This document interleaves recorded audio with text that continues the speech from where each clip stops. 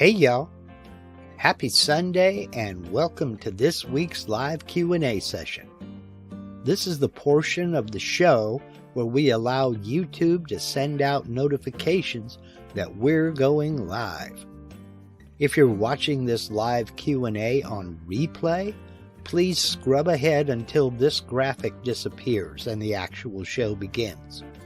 If you're watching live and you have any comments or questions, please go ahead and put them in the live chat. But for now, grab a beverage, sit back, and relax while the countdown timer does its thing. Then we'll get started.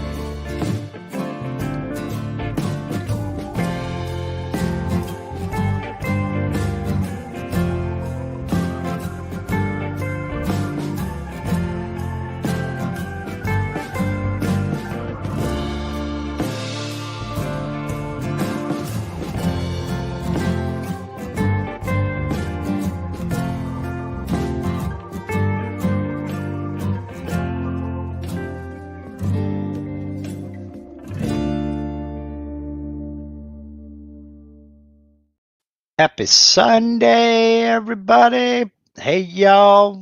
Welcome aboard. All that other good stuff. Spring has sprung in Southern Oregon. Spring has sprung. The flowers has riz. I wonder where the birdies is. Yeah, Anyway, little inside baseball. I did the first mow of the season yesterday, and it beat me up.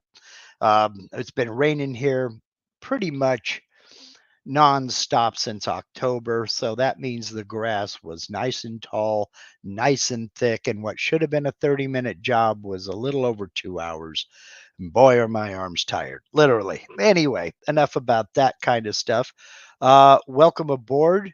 I want to extend a welcome to Landis Stutes, who has become a new member. Welcome aboard, Landis. Landis and I kind of go way back to the Gatton CNC day. In fact, before the Gatton CNC days, he's one of the first people that I met here in this whole CNC community sphere.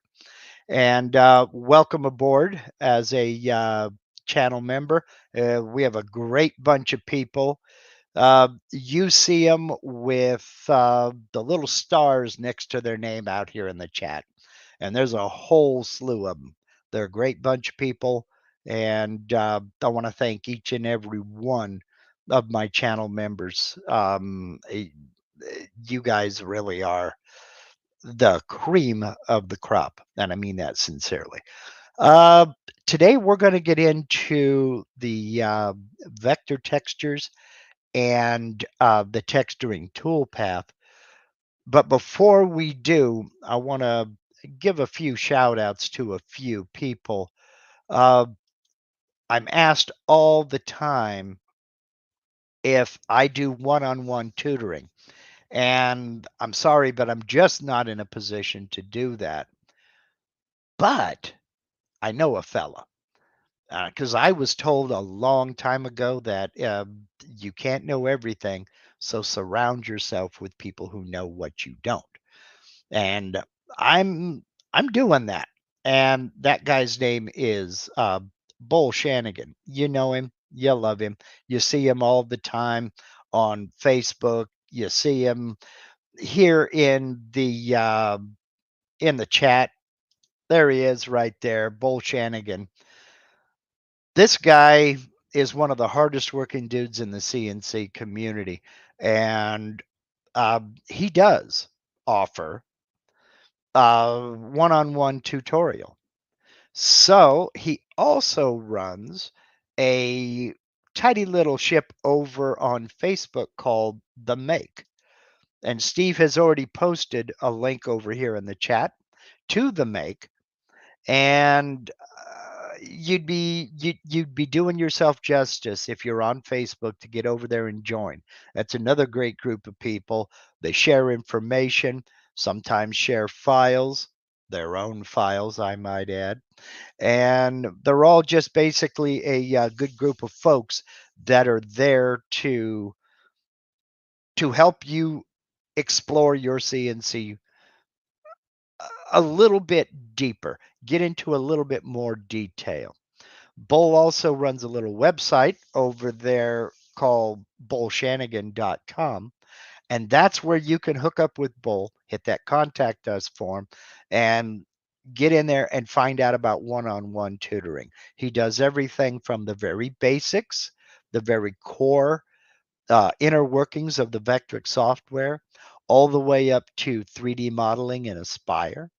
He also does one-on-one training for light burn if you are of the laser persuasion. And he knows his stuff. He's been doing this for a very long time.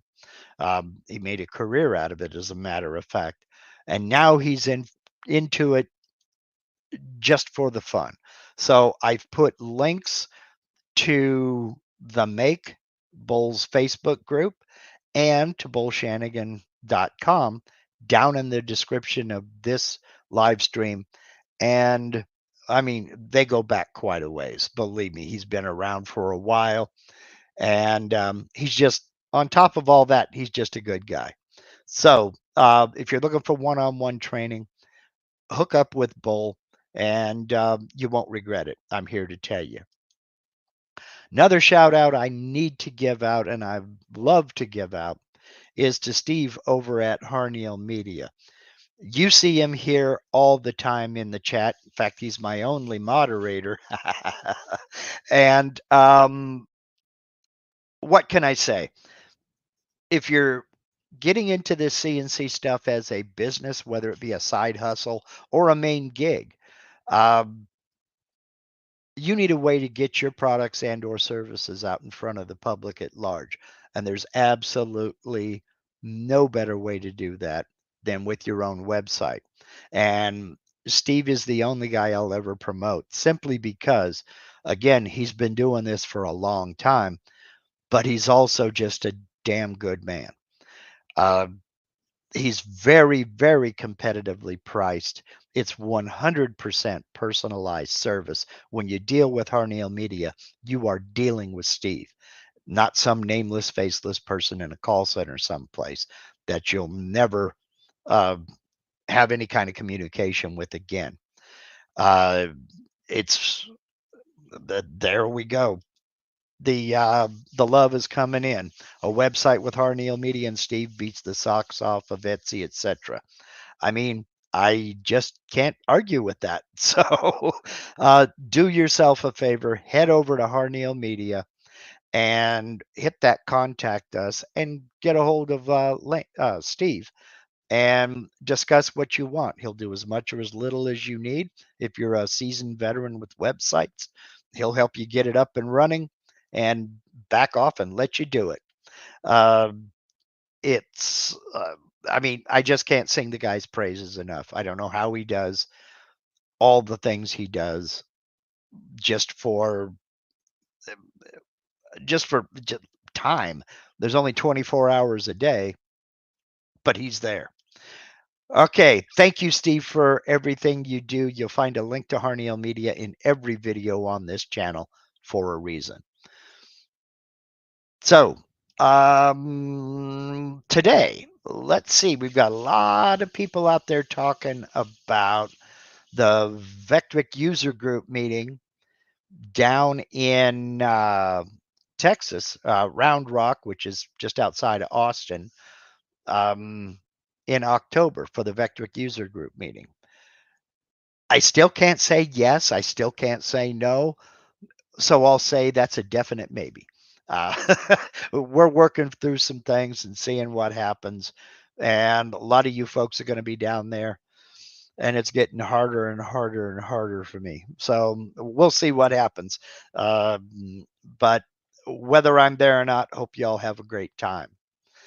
Let's get into what I want to get into today, and that is the uh, vector textures and the texturing toolpath. Now, you can use the texturing toolpath without using vector textures, but you will, for the most part, need, I mean, not always, but it would be to your advantage to use the texture toolpath with vector textures. And what I'm talking about is, I got an issue going on here. There we go. Now I got it fixed. Okay. What I'm talking about is texturing used as a background or used as the primary feature of a project. Now, I've got two sheets in this file here, one of them huge and one of them small, obviously. This piece of material here represents a full sheet of plywood. Now, I do have it run sideways rather than vertical, and that's just to keep me from zooming in and out all over the place for this demonstration. I'm sure you have seen these large textured foam panels that people are doing entire walls with. And I'm sitting here gesturing with my hands like you can see me. They'll do entire walls. Maybe you've been in a bank or a doctor's office or a large office where they've got these nice sculpted panels up against the wall, and you're wondering how the heck do they make those? Well, there are several ways, But when working with the CNC router, 99% of the time they're using a vector texture. Now, having said all of that, I'm going to focus on the other one first because, as I said, they do go hand in hand. I'm going to talk about the texturing toolpath first. And for that, I'm going to go over to this sheet right here because this is the most common use. Now, I'm sure you have seen signs or have tried to do signs yourself that feature raised text and a raised border around them. And if you're trying to carve out this area, pocket out this area, sometimes you will find tooling marks down in the bases of these pockets where maybe you cleared the majority of the area out with, in this case, a 1/4 inch or 6 millimeter end mill. Then you've come back and done the fine detail around the letters with a 1/8 inch or 3 millimeter end mill. And it looks like one bit has carved deeper than the other, or even on your clearance out here, you'll find tool marks where a direction change happened and you see the little squiggles down in the bottom of the a pocket. That is very common. The problem is it's extremely hard to diagnose the exact issue that's happening. It could be anything from um, a uh, router or spindle that isn't trammed in 100%, um, or it could be different geometry of the bits. One may be a little bit of a fishtail while the other has a nice flat bottom. It could be uh, different densities in the material. It could be any number of things. Acceleration, too high a feed rate, all kinds of things in there. So it's very difficult to diagnose. About all you can do is make one change, try it again, and see if that is helped any. It could be uneven clamping or uneven mounting. Like I said, there are tons of variables. So probably the easiest way to avoid all of that is to texture this background. That leads to, that cures about 99% of any problems that you may have.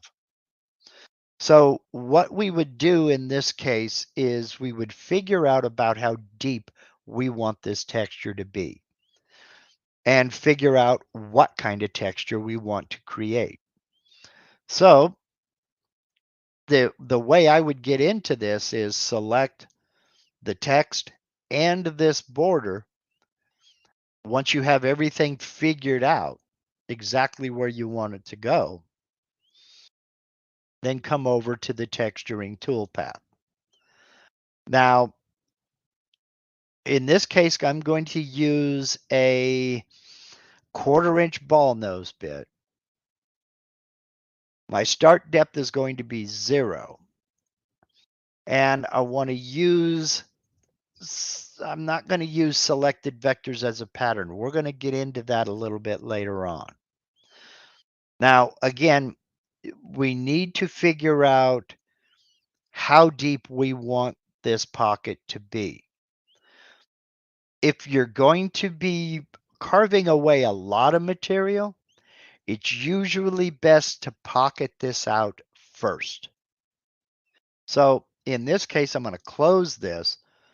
I want my text to stand proud by about 1/8 of an inch, maybe a little bit more. So what I'll do is I'll come in and I'll pocket it. I want to go, I'm going to start with 0.1. And I'm not going to use my 1/2 inch end mill. I'll come in and use a 1/4 inch end mill and follow it up with a 1/8 inch end mill. And that's just to get some of the details around here, the inside of some of these letters that are a bit too small. And to be honest, an 1/8 inch end mill might still be too big, but we'll see what happens. After that, I'll go ahead and calculate it. I'm going to do it offset. In this case, it really won't matter because, again, we're going to be applying a texture to it. And I'll go ahead and I'll calculate it. Then we'll go ahead and we'll preview this and see what it looks like. And as expected, we got a few things here that we need to pocket away. So we'll go to the 1/8 inch and we'll see how that looks. We still have a few more things joined here. So I'll go back into it one more time. And to clear that out, I'm going to go with let's get real tiny here and go with a 1/4 millimeter tapered ball nose. And that will be the final outline around this, around all this text. Now this is really seriously overkill, but what the heck, we'll go ahead and we'll do it. I'll reset the preview and we'll preview all of the tool paths. And there we go. Now we've got the dot on the eye is cut out. We've got all of the little areas cleared out in here, down in here. Now, the problem with using these bits, I've got 3 different bits, probably 3 different geometries, and we're going to have an issue with tooling marks down here, as I said, simply because of various factors. So with this taken care of, now we know we can go to texturing, and that's going to help us out. So with the same vectors selected, we'll come up here and go into the texturing toolpath. Now, my total carve depth is going to be decided here. Now, I need my start depth to account for this pocket that I've already cut, and that pocket was cut 0.1. So I'll change my start depth to 0.1, and now we'll get into texture settings. Here, and I'm going to use this 1/4 inch ball nose. Here, we're going to decide our maximum cutting depth. Now, I want to go about 1/8 of an inch deep total. So, but if it goes over, I'm fine with that. So I want my max cutting depth as it's set so far is about 0.06. So that means it's going to start here, and the deepest it's going to cut is 0.06. So we're looking at 0.16 deep. That's over 1/8 of an inch. We're fine. Now I need to look at the max cut length. What this is when the bit comes in and it plunges in and starts carving this texture, how long of a pass is it going to make? Now here I'm saying 3/4 of an inch. It's going to vary because here's my minimum length here. So anywhere between 1/8 of an inch, roughly, to 3/4 of an inch, that's how long these passes are going to be. Another thing I forgot to mention on my max cut depth is that's the deepest it's going to go. The minimum depth is right around 8/1000ths of an inch. So that's not very deep at all. I want to bring that up just a little bit. Let's say, 14/1000ths. So that way you're going to see a deep carve. Now, here we have max overlap. What that is the bit's going to make a pass, and then when it comes to make the next pass, is it going to overlap onto the pass it's already made? Kurt is asking, the max cut depth is based on the starting point of 0.01. No. What that is how deep it's going to carve from that start depth. So if you have if I have a start depth of 0.1 to compensate for this already being cut out, it's going to start from there and cut to a maximum of 60/1000ths of an inch. The minimum depth, it's going to carve at least 14/1000ths. So we're not going very deep, but all things considered. So, but it's based on the max depth after the start depth. Okay. So it takes that into consideration. The overlap, I got confused. Take that back. Max overlap is not where it's going to move over, that step over. Max overlap is you have one cut here, then on the same line, it may overlap into the next one. So I have a maximum overlap of 50% with a variation of 51%, meaning that it's going to vary how much it overlaps the next carve. All this will make sense when you actually see it. The step over is when it moves up to the next step. How far is that step over going to be? I've got this set at 1/4 inch, which is the same diameter as the bit, but I've got a variation of plus or minus about a 32nd of an inch. So it's going to move over plus or minus a 32nd inch. It's going to move over 1/4 of an inch plus or minus about a 32nd. The reason for all of this is giving it kind of a random pattern. It's going to look like you took a cove chisel and got in there and carved out little scoops. Now, Ellen says she's confused on the overlap. The overlap, imagine a line across here where the bit's going to carve this pass. It's going to carve a section, lift up, carve the next section. It may start right after that section it carved. It may go back and overlap it just slightly and cut to a different depth. Again, this will make a lot more sense as soon as I calculate and demonstrate this toolpath. Okay, and I'll show you what we're talking about. The angle is the angle at which it's going to carve. Right now it's set at 25 degrees, and I'm going to change it. The angle is, if I go with an angle of 0 degrees, it'll go side to side. If I go 90 degrees, it'll go top to bottom.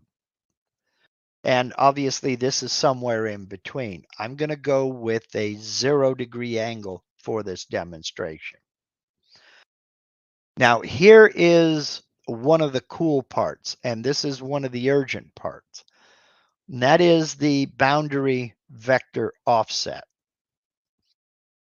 What this is with 0, when it starts texturing, it's going to texture all the way up to this border and all the way up to these letters. And it may actually cut into these letters. Well, we don't want that.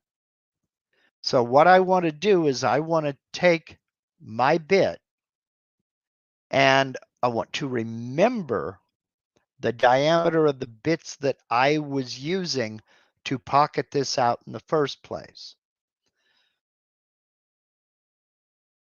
I used a 1/4 inch, a 1/8 inch, and a 1/4 millimeter bit.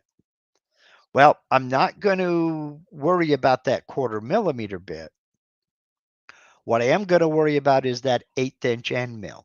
So I want a border around the lettering and around this, my outside border, that is equal to the diameter of that 1/8 inch bit. So I'm going to go with a boundary vector offset of 0.125. And that will stop the texture carve about 1/8 of an inch away from the letters. And again, this will make more sense as soon as I demonstrate this. Okay, I'm going to go ahead and calculate it with these settings that I've entered. And now we see a whole bunch of plunges and retracts out here, along with the carves. Now, here, Ellen, you can see what the overlap looks like. We have this carve right here. Then this next carve overlaps it at a different depth. Then this carve overlaps that one.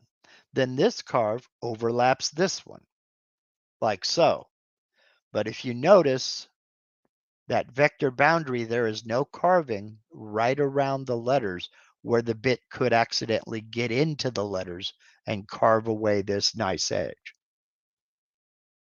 So let's back up a little bit, go to a straight Z view, and we'll preview this texture toolpath.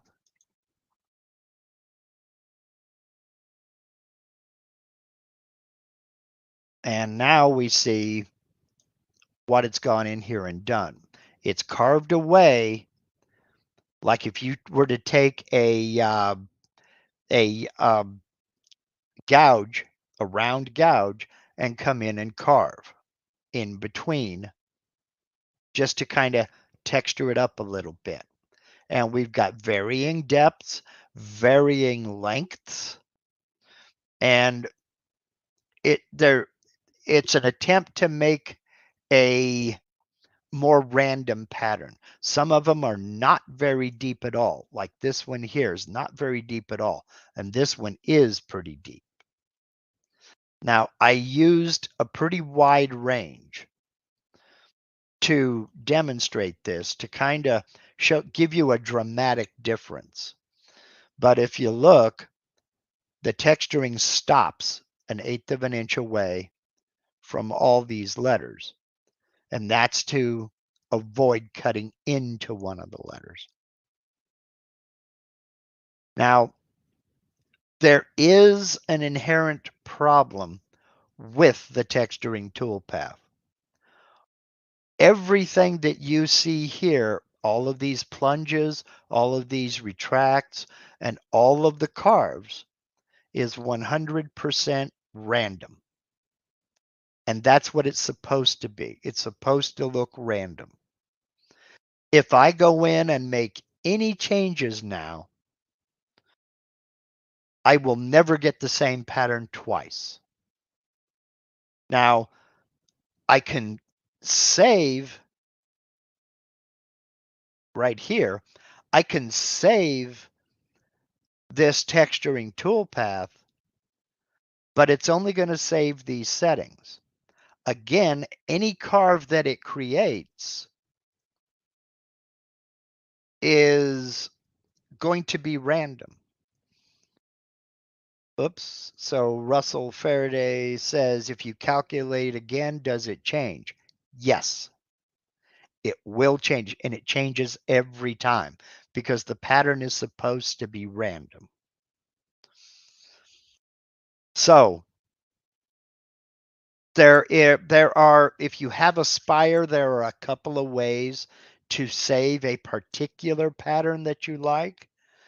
but I'm not going to get into that this time. If we want to dive into this deeper, I can do another live stream on this.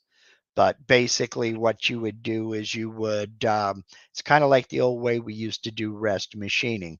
You would create a component out of the 3D preview and save that as a texture, as a 3D texture that you could then import into a project.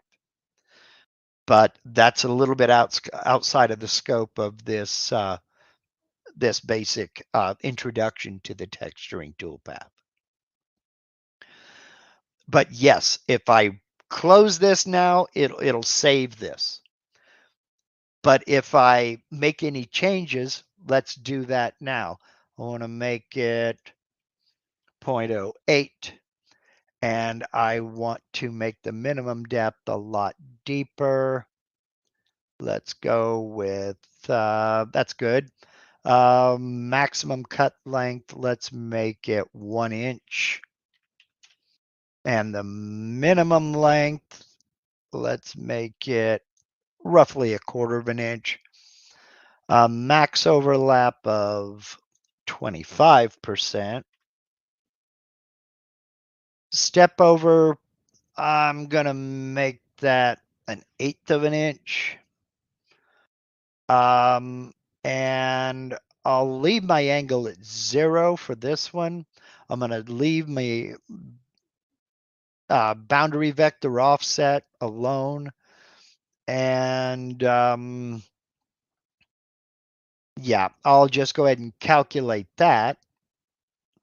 Now I'm going to reset the preview,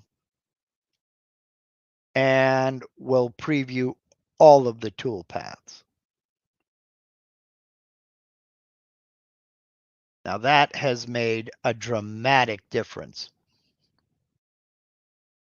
That has made a real dramatic difference. All of my carves are deeper. Some of them are narrower than the others. They're not all, I mean, there are places where it's real linear, like this here. But for the majority of it, it's just a random pattern that adds a lot of interest.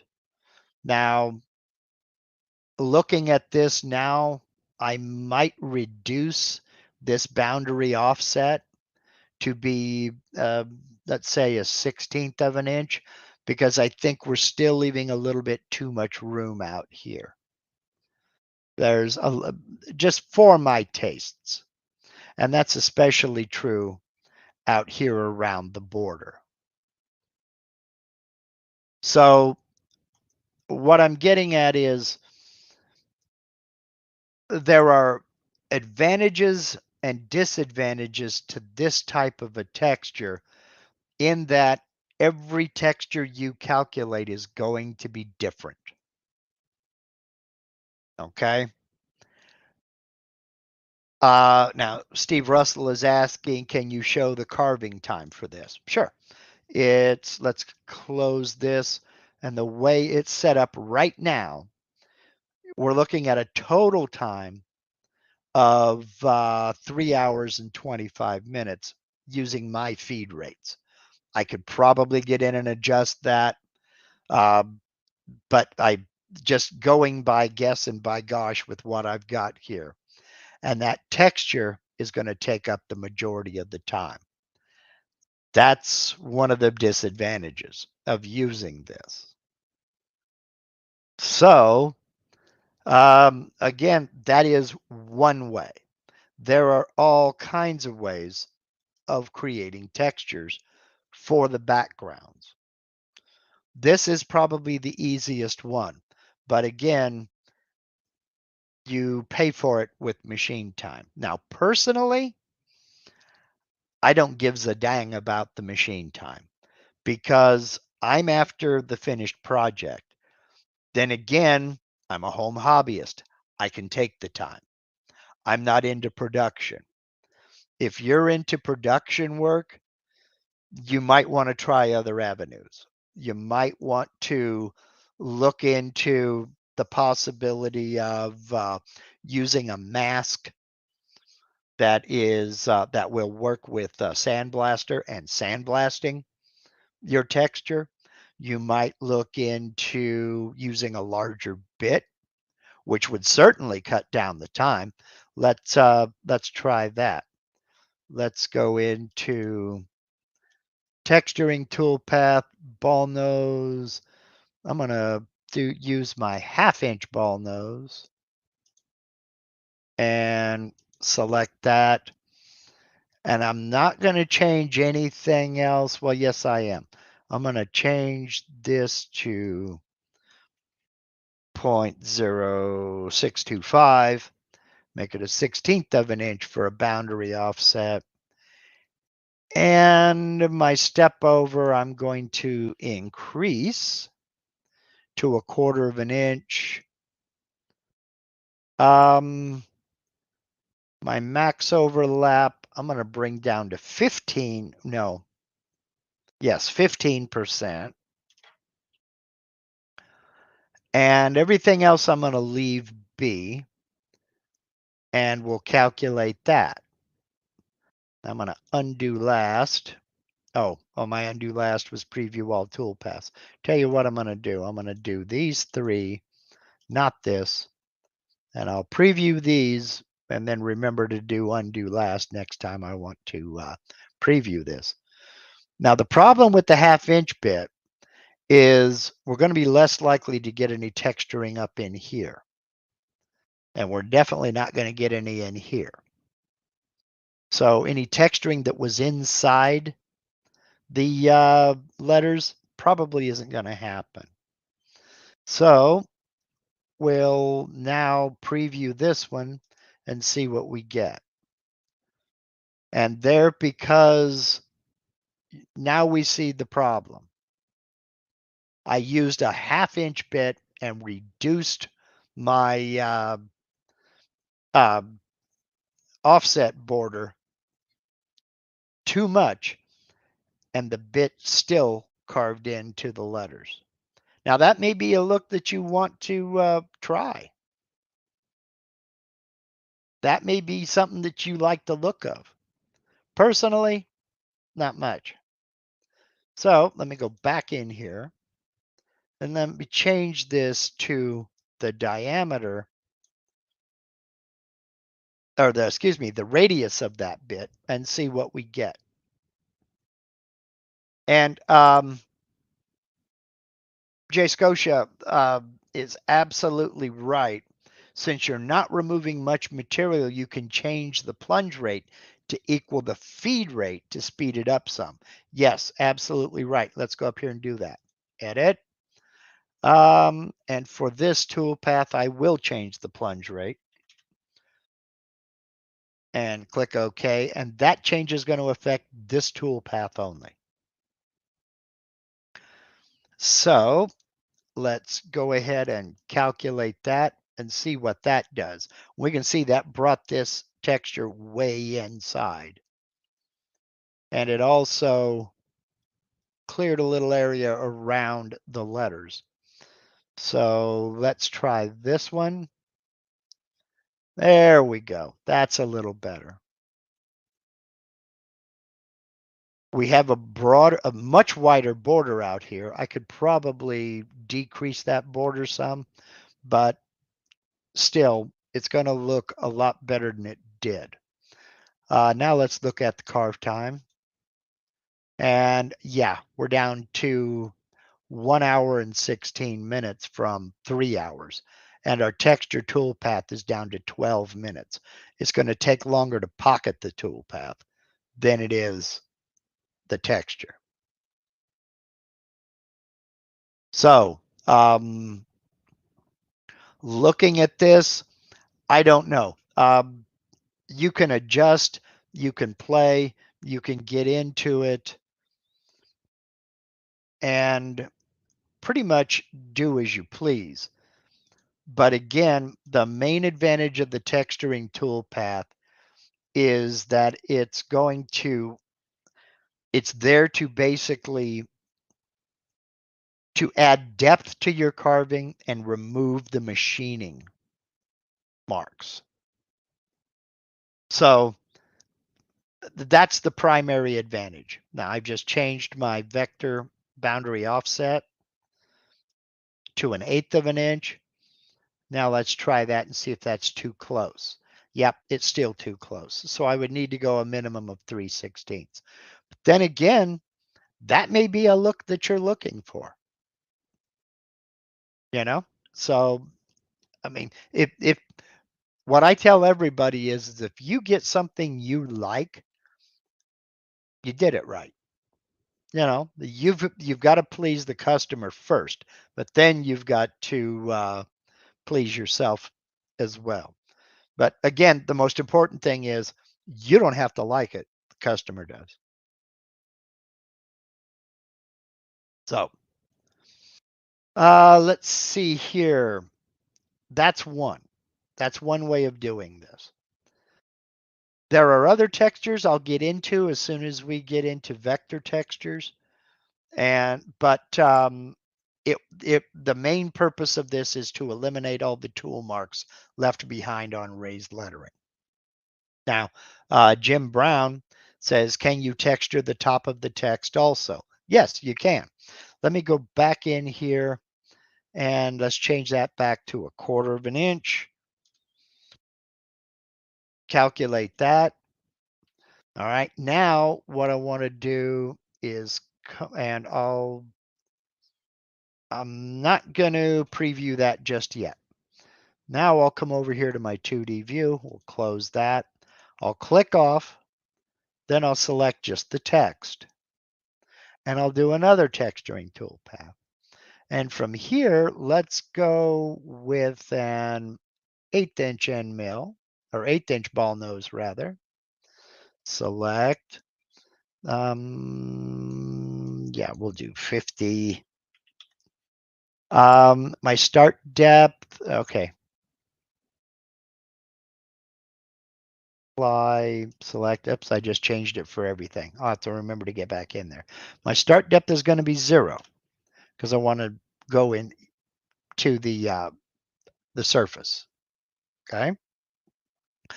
And I want to do a max cut depth. Let's go max of 40 thousandths and somewhere around 20 thousandths, not quite 20 thousandths. Max cut length of, let's say 0.5 and a minimum of 60 thou. Let's make that 0.25. Bring that back to about 60 thou. I'm going to leave that overlap alone. I'm going to make that step over. I'm going to make it 0.1. And I'm going to change my angle to 90 degrees just so we have a different look. And I'm not going to do a vector offset at all. And we'll calculate. And now we see I've got texturing on top of the letters. So we'll try that first just to see what that looks like. And there's my texturing there.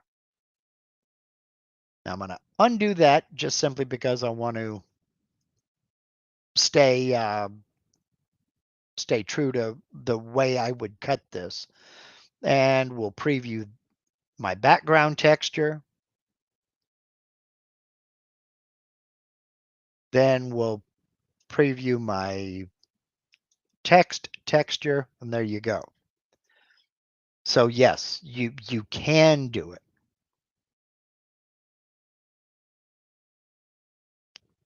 And you know, I actually kind of like that. I hadn't considered texturing the top of the letters, but I actually like that. Now, a caveat here, Jim. When you start carving out here on top of the letters, it might actually be a good idea to do this before you even do the pocket. The reason for that is carving out here, it would be very easy to chip out these letters. Especially when you're off here on edges. I mean, I could imagine, for example, this carve right here. I could imagine this top edge being chipped off and split away the entire edge of that letter U in this case. So what I would probably do is I would probably come up and texture that first.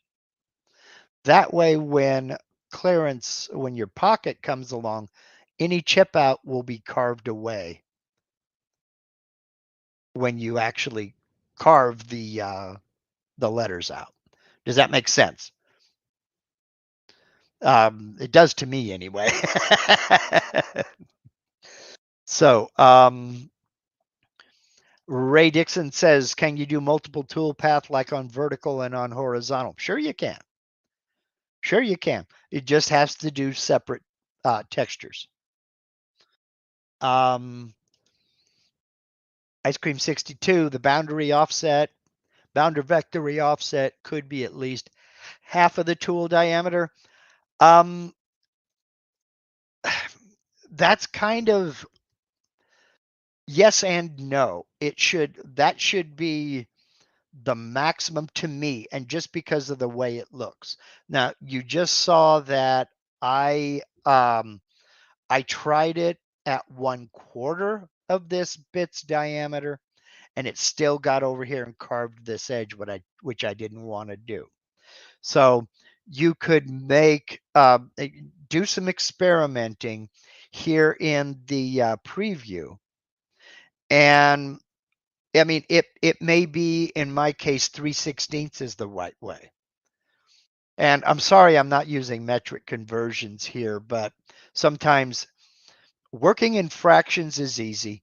Working with whole numbers in millimeters is easy. The conversion in my brain takes a minute.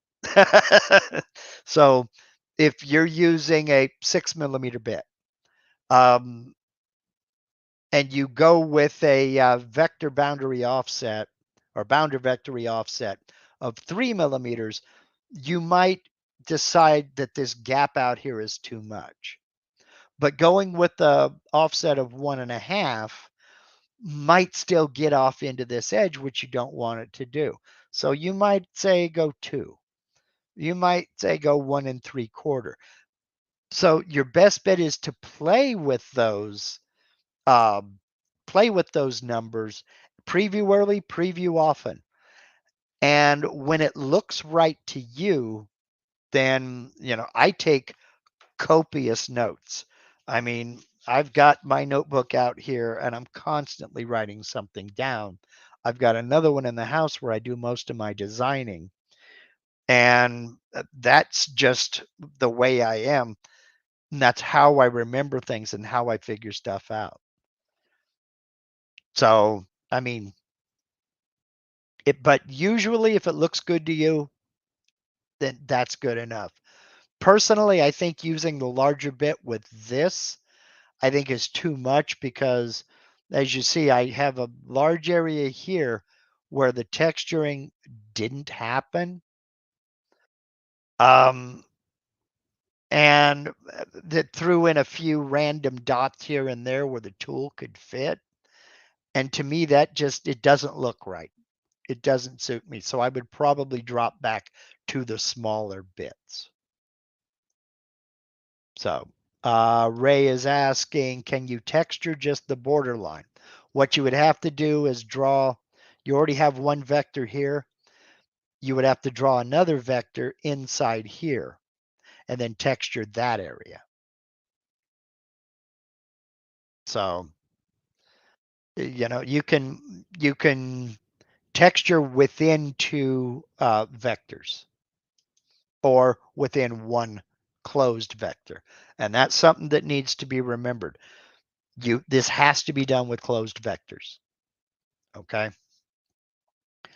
Let's see. The order of running toolpaths can make a good difference. Generally, I realize after I run it the first time. Absolutely. Absolutely.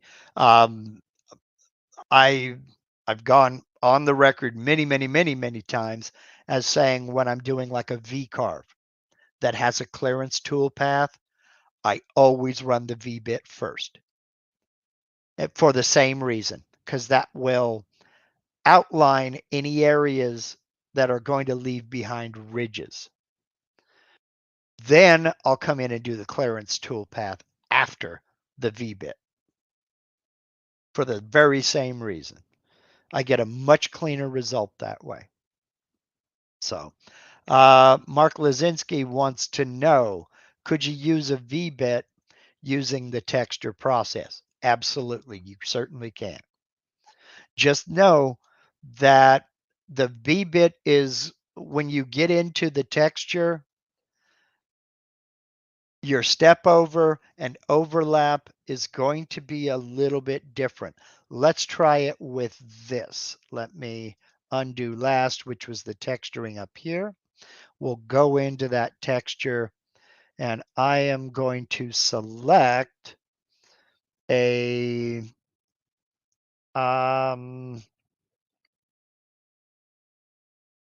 I'm going to try 30-degree V-bit. Okay.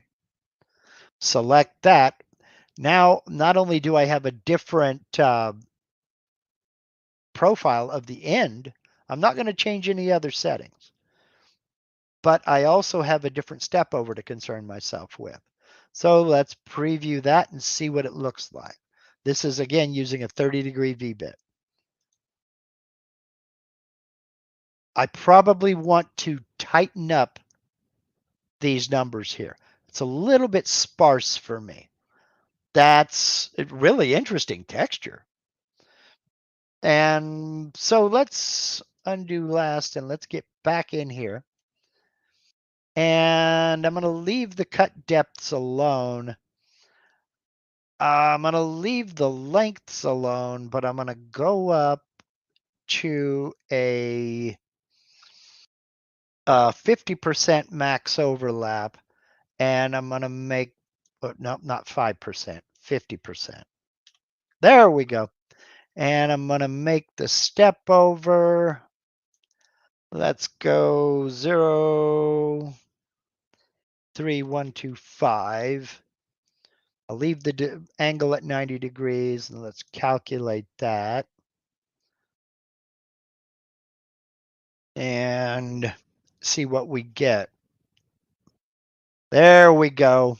There's a lot of retracts and a lot of plunges in this. That just made it very busy. Also read that as a lot of machining time. And let's preview that and see what we get. Now that looks pretty awesome, actually. I kind of like that. I kind of like that. I think I'd still tighten up a little bit on my step over and things, but we're looking at a lot of machining time. So let's close that. Take a look at this. Yeah, this texture alone on the letters is almost 5 hours. So,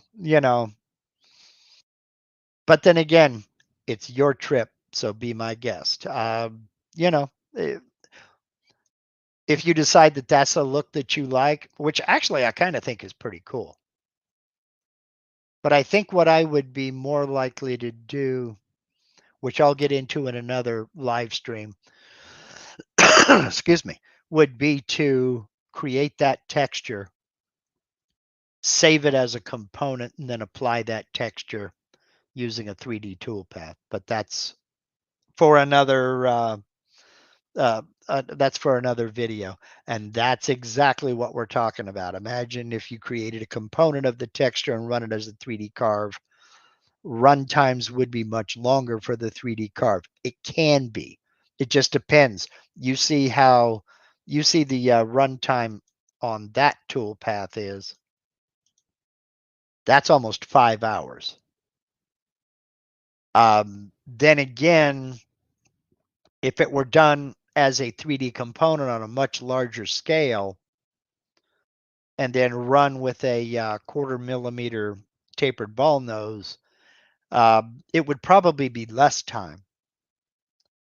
But, you know, and as my buddy Bull Shenanigan just said, still faster than by hand. So, let's see, a smaller, oops, it jumped. Smaller shank V-bit might make a difference. Yeah, it might. It might. So, Sargon makes an interesting point here as well. If we're talking about texturing the top of the letters like this, a brush wheel and a hand drill will do it for him. You that is an interesting point. Texture the material before you make the first carve, because something like this sanding brush that I use is a little bit too fine. You really wouldn't see it. I use this for sanding 3D carves. Just chuck it into my drill and off we go. I'll go look for a link to it and put it down in the description as soon as we're done here. Sanding brush. Just made a note to myself to do it. I use them on 3D cars, but it's a little bit too fine. It wouldn't leave much texture. But if you took something like a regular wire brush or a brass brush and scuffed up that surface and give yourself a texture before you do the first pocket, that might be interesting. That works especially well on softer woods. You know, if you're looking for something really, really rustic, and this is a perfect use for old fence boards. I just take a standard handheld wire brush and scrub it down, and it scrubs away the oxidization down inside, in between the annular rings, and you get a real cool texture that way. Then come along and do all this. So, Brooks Martin says Kutzall has a great rotary burr kit. Yeah, yeah, and uh, the other thing would be to kind of it depends on what tool you're using. I find that high RPMs, like on a Dremel or a die grinder, a pneumatic die grinder, the high RPMs tend to smooth it out. When I'm not looking for smooth, I'm looking for a rough texture. So it sounds counterintuitive, but for a large wire wheel, the hand drill has just enough bounce in it to give you a decent texture without polishing it up, if that makes any sense. Ray Dixon says it would be hell on the border. There is truth in that, but one way you could do it would be to either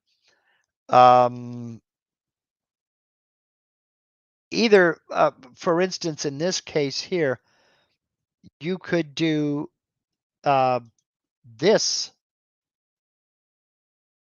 toolpath,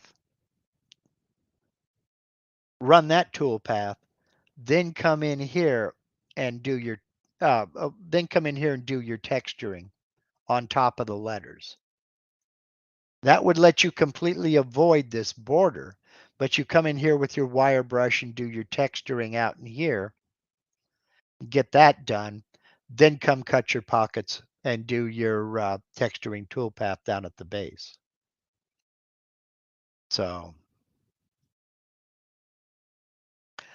John Thompson says, I have a variable speed foot pedal on my Fordham.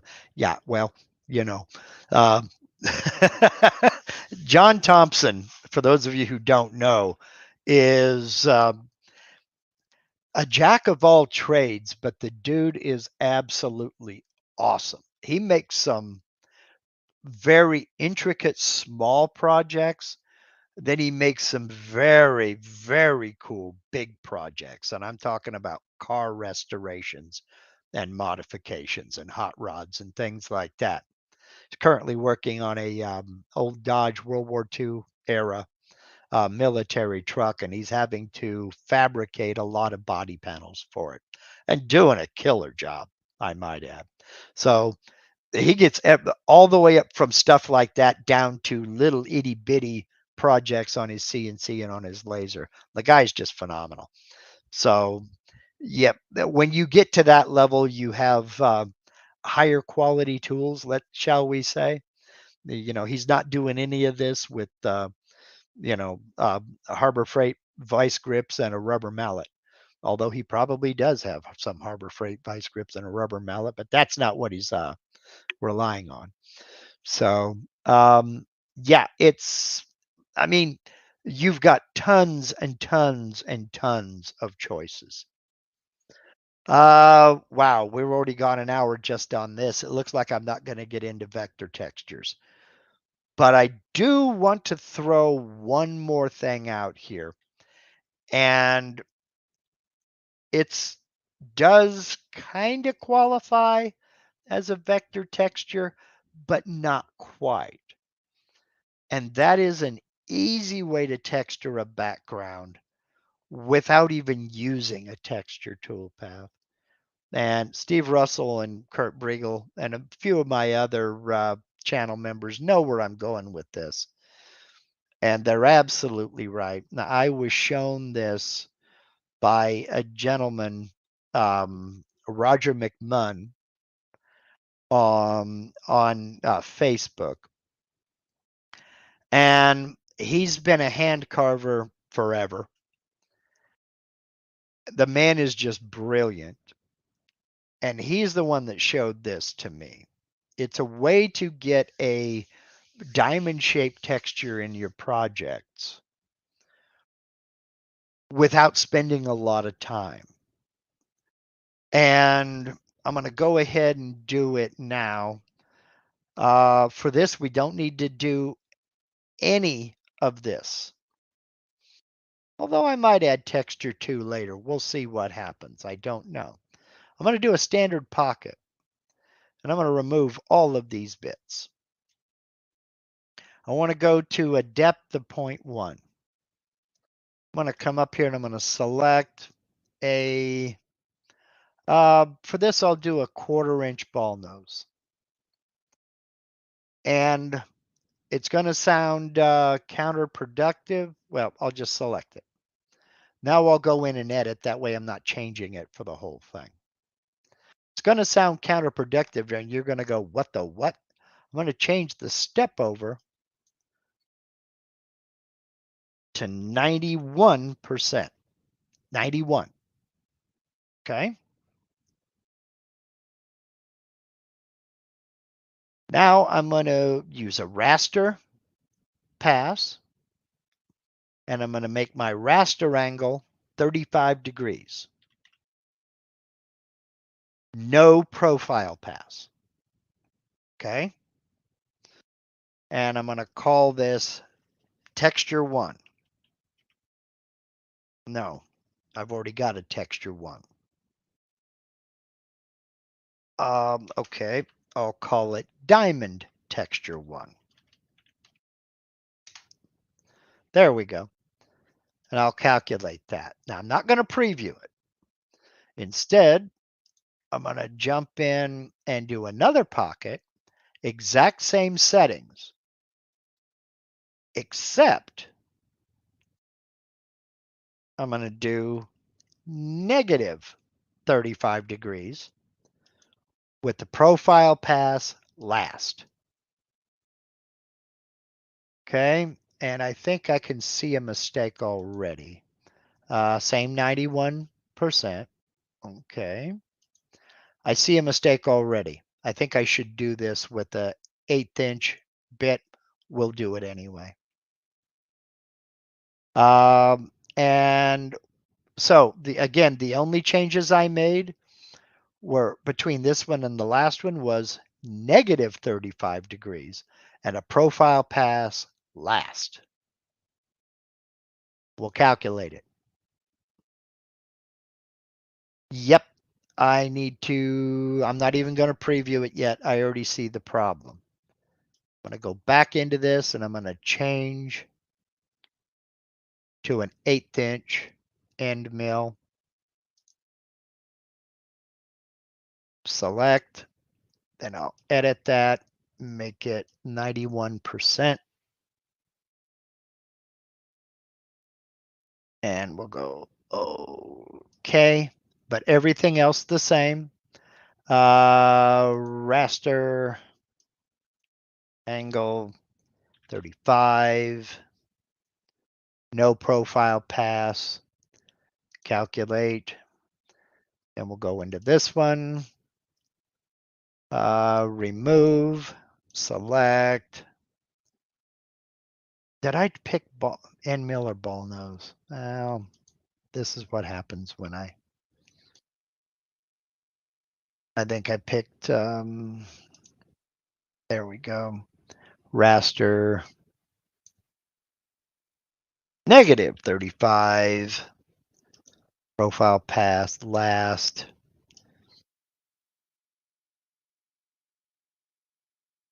Diamond texture 2. Calculate that. What? Go back here and see what I did. 0.1, negative 35 degrees. Step over 91. There. Wow. There. Now let's try that. Bang. Okay. Now I've got some texturing in there. This is the wrong font for this, but that's all right. I'll go back into this one, make sure. Yeah, remove. Don't worry, you'll get to see it. Select, edit, 91. You will get to see it, honest, I promise.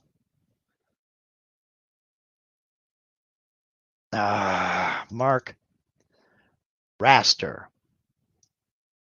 This is number 135, no profile.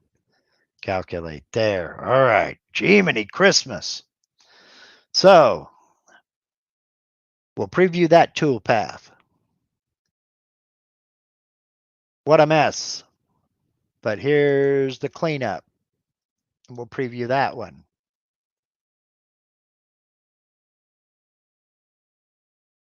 Now it's not small enough to get in here. This is the wrong font to use for this, or they need to be a little bit larger. But look at that texture. Look at that texture. Here's the beauty of this. The runtime for all of this is crazy.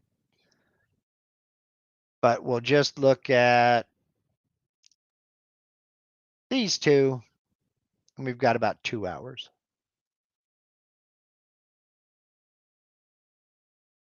But we're also carving out a very large area with a very small bit. Okay. But it's getting right up around there and carving with that last bit to shape these letters inside and out. Again, this is the wrong font to be using for this, or my sizing could be a little bit better. But this is the kind of thing that will set your work apart from the rest. Wouldn't a V-bit have been better? You could certainly use one. You could certainly use one. And get in and experiment. I was taught to use the ball nose simply because if you look along here, we've got a pretty much a round bottom. And these pyramids don't have straight sides. They're concave, which which lets shadow and light play along it. You know, you can look at that and see, wow, holy cow. You could loosen up the step over a little bit if you want to make a um, Steve Russell is asking, do you have a picture of the one I sent you? I do. I can look for it, Steve. I don't remember when that was, but it's been a while. I really don't remember when it was. I could show that next week when I'd be better prepared because looking at how long we've been up here now, and I still have a question outstanding. I'm going to have to break this up into two parts, this just being the texturing toolpath today. We could even make this uh, a smaller bit. We could play around a little bit with the step over. Let's do that now. Let's reset the preview. We'll go into number 1. I'm going to leave the bit alone, but I'm going to come in and edit the step over, and let's make it 75. And okay. No other changes. Calculate. Then we'll go into number 2 and we'll edit and we'll make this 75 as well. And we'll calculate. And that's going to tighten a few things up because it's not stepping over as far. So let's preview number 1.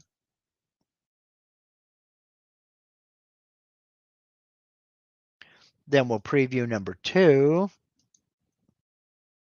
Here comes the cleanup.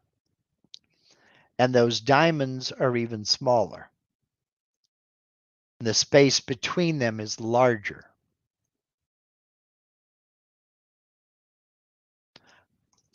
There are a lot of ways you can go with this. You can play with adjusting the step over. You can play with adjusting the raster angle. The important things to remember on this particular texture right here is the raster angle on one of them, and it doesn't matter which one. The raster angle on one of them needs to be positive, and for the second, it needs to be negative. You can have the profile, and the profile pass last needs to be on the last one that you do, the last one that you run. And that's simply because that acts as a cleanup pass. So Brooks Martin is asking, okay, Alan Williamson and Brooks Martin are both asking, can you go the other way, say a step over 100%? Well, let's find out. I really don't know. Close that. We'll reset this and we'll try. So we'll go into number 1, we'll edit, and we'll say 110. No, it will not let me go any further than 99%. So we can't go over 100%. But we can look at 99% and see what that does. And we'll calculate it. And we'll come back to number 2, edit. And I'll try to go, nope, it will only, I'm trying to enter 110. Okay. It'll only let me go 99%. And again, this is a negative raster angle with profile pass last. And we'll calculate, then we'll do texture 1 first. And again, this is 99% step over. Then we'll do texture 2. Not a dramatic difference because the first demonstration was at 91. So they are tighter together.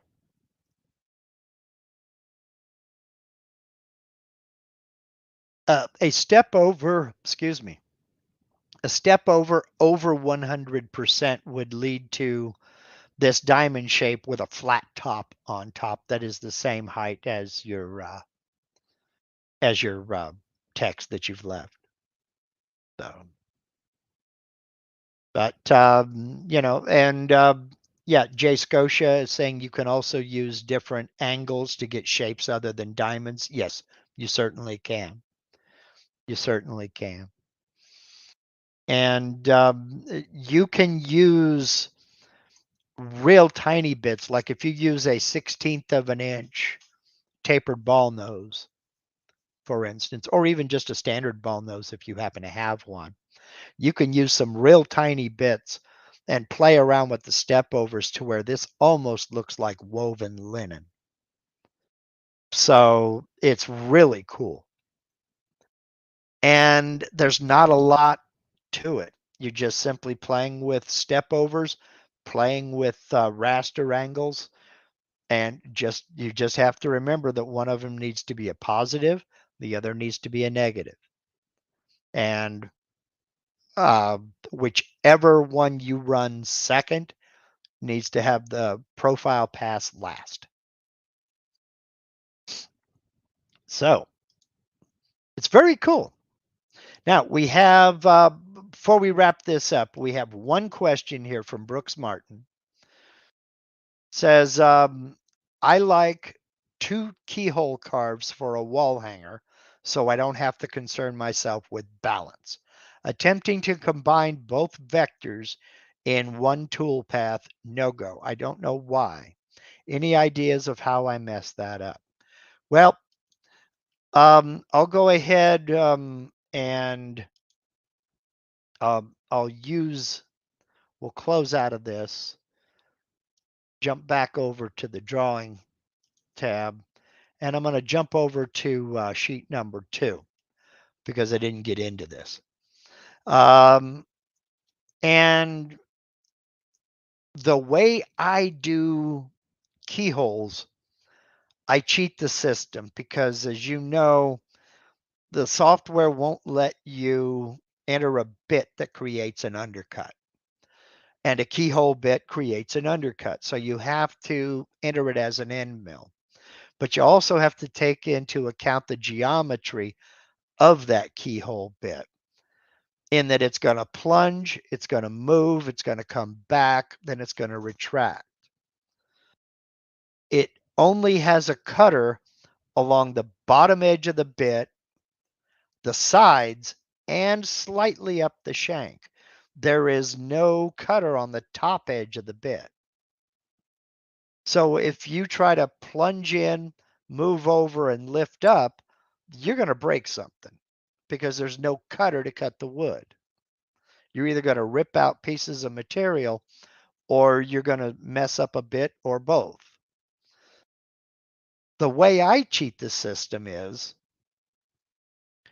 I figure out, lay out in your case, I know Brooks did a real long set of wings that were about 3 feet long.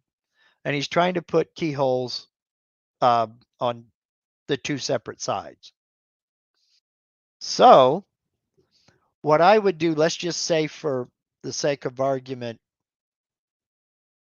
that's the piece I want to put 2 keyholes on. Okay.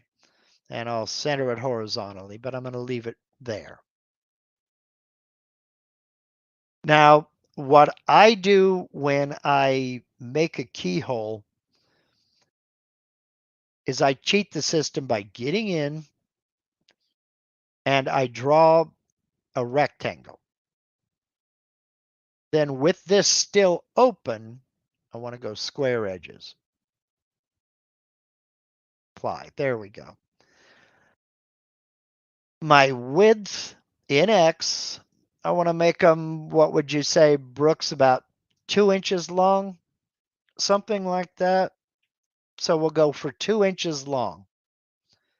Then for my height in Y, because these are horizontal keyholes, I'm going to come in here and I'm going to say 0.1 ten thousandths. And I'm going to apply both of those. Now that's a very, very small rectangle. That's probably a bit wide, believe it or not. Oh, that's 0.1, no wonder. 0.1. There we go. And apply that. There we go. Close that, and I'm going to zoom in on it. Go into node editing, zoom in, and delete that span. What I have now is a start point here, go all the way around, come out there. Okay. Oh, now he says 1 inch, but vertical in my case. Okay. All right. We can change that. Nothing digital can't be changed. Control Z, Control Z, Control Z. And let's go back in. And in this case, I'm going to make it a little bit narrower. I'm going to make it 0.005 by 1.5. Apply. There we go. Now I've made it vertical. Zoom in, close, node edit, and the same thing. Just zoom in, delete span. I'm going to make that, doesn't matter. Either one can be the starting point. All right, now I'm going to come out of node editing, zoom out.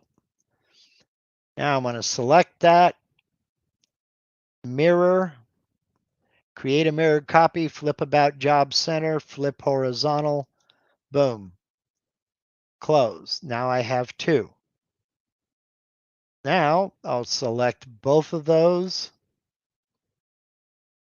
come over, and I'm going to do a profile toolpath. I'm going to set my depth. Now, my depth of cut, I'm going to get from the bit. Okay. I'll select my bit, come down here to my form tools, and there is my keyhole bit. 11/32 cutting depth. That's what depth I need to use. Okay. So I'll select this, then I'll come up and get my cutting depth. I don't remember the decimal equivalent, but it's 11/32. And I'll tap equals. There's my cut depth. I want to cut on the vector one pass.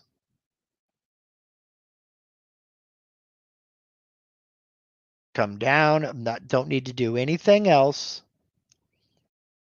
Calculate, and there are my two keyholes. Okay. Now it's going to just look like a standard slot because you can't see the undercut, but that gives me two keyholes that are at the same height and in the same place. Now, as far as placing them, Brooks, the outline vector that you used for your profile cutout, that's what I would have that in the background somewhere to place my keyholes. I know why you're doing it this way. If it's a large carving, you can't, it's difficult to get it balanced um, than it is to, I don't know. To me, and Dwayne addresses this, um, if I'm doing two keyholes, I prefer horizontal because it's easier to level the screws or nails. I have the opposite issue, Dwayne. Um, I find it's easier to put these on the same plane than it is to drive two nails the same height. So, it's it's just one of those things. Of course, I don't have laser levels and all that other good fancy stuff. If I had a laser level that I could set and go up and mark this is where I want one nail and where I want the other nail, it'd probably be a heck of a lot easier. But that's how I do keyholes. And I say a lot that I do not save G code um, because I know my luck, something is going to change. And it's just, if I can mess it up, I will find a way to mess it up. So I don't save G code. When I cut a project, as soon as that project is finished, I delete that G code. And I can go back to that file, adapt it to any changes in tooling or material or whatever, then create new G code. Takes maybe 5 minutes. Keyholes are the only G code I save. And that's because what I did was I created one piece of G code for 3/4 inch keyhole vertical and another one for a 2-inch horizontal vertical. And I put the keyhole at XY0, and that's the center of the material. Then I saved that, calculated it, saved that G code. Now, when I want to do a keyhole, I go find where I want to put that keyhole. I mark the center of where that keyhole should be, and I set my XY0 there. I run the keyhole toolpath, move it over, set it, run the keyhole toolpath if I need a second one, and I'm done. That won't change. So that's the only G code I've saved. So yeah, that's what levels are for. There you go, using logic on me again, Dwayne. So, oh my gosh, an hour and a half. We need to go ahead and wrap this up. So it looks like I'm going to go back and change the title of this and call this just the Texturing Toolpath. And next week we'll get into vector textures because that's a whole nother ball of wax and a lot of fun. And I'll be a little bit better prepared for that one because there's a tool I need to enter in this tool database that I haven't entered yet. And it's going to open up a few things that are pretty cool, especially if you like those big sculpted panels that you put up on a wall or, use for little highlight pieces or even just to play around with. All right. So let's go ahead and wrap this up.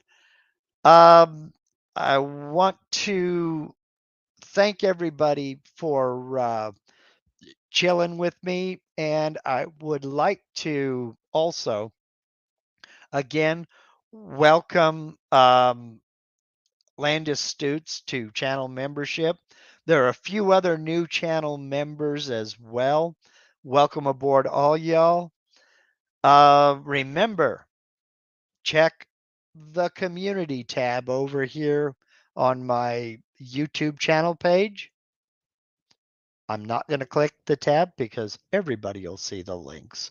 What links? The links to tomorrow's live stream, members only live stream.